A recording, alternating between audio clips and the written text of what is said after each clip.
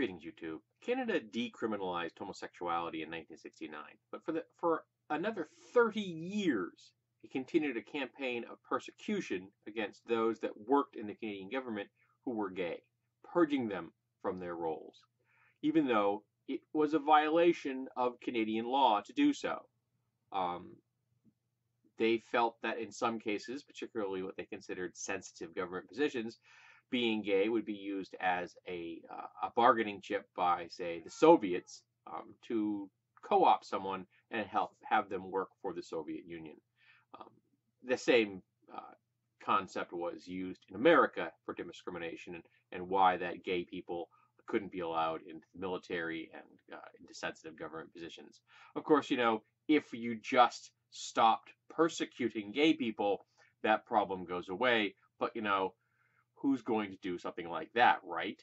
The Canadian government will pay up to $85 million to compensate victims of a so-called gay purge, decades of government-authorized discrimination against gay Canadians.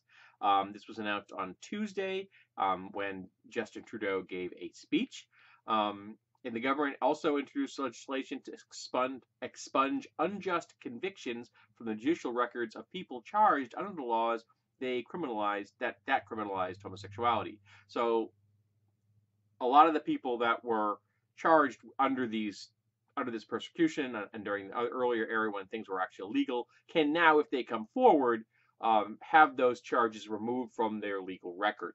And they think there's like somewhere between 2,000 to 3,000 people left in Canada that still have criminal records that have these types of charges on them. You'd think that they'd be able to find that out exactly. The government has the records, but I'm not a bureaucrat, so who knows? And in the speech, Mr. Trudeau apologized. Says Canada's role in the systematic oppression, criminalization, and violence against sexual minorities. He says it was with shame and sorrow and deep regret for the things we have done that I stand here today and say we were wrong. He added, it is my hope that in talking about these injustices, vowing to never repeat them, and acting to right these wrongs, we can begin to heal.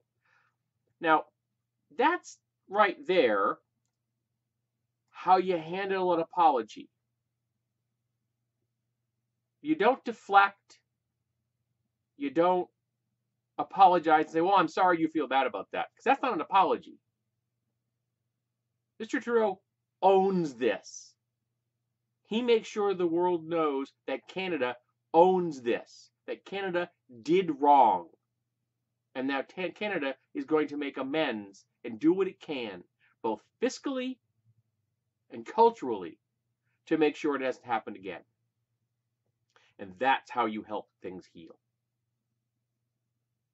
That is an act of grace, of courage, of justice.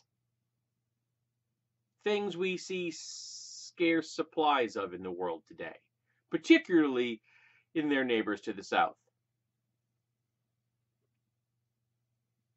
The United States presents themselves as barbarians on this particular topic.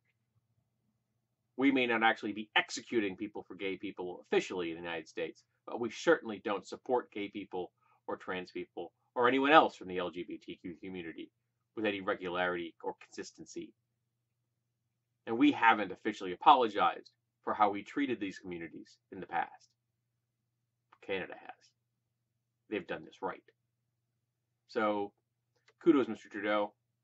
Kudos, Canada. Thank you.